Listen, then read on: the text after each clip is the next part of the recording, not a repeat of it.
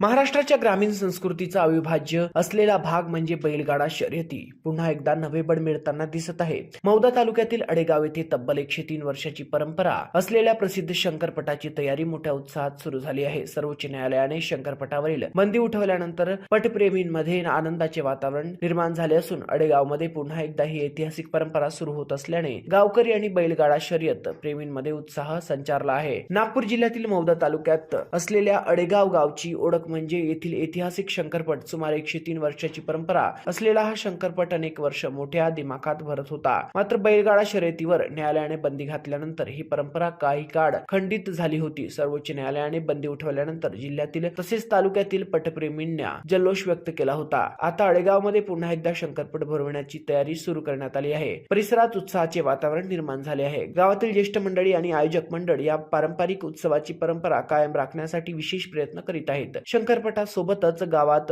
मंडई तसेच कबड्डी स्पर्धेचे आयोजन करण्यात आले, त्यामुळे अडेगाव गावात सणासारखे वातावरण पाहायला मिळत आहे। ग्रामीण क्रीडा परंपरा आणि संस्कृती जपणारा हा शंकरपट पुन्हा सुरू होत असल्याने शेतकरी, बैलगाडा मालक आणि क्रीडाप्रेमी मोठ्या संख्येने सहभागी होण्याची शक्यता आहे। महाराष्ट्र 24 करिता गौरी गणेश बोरकर।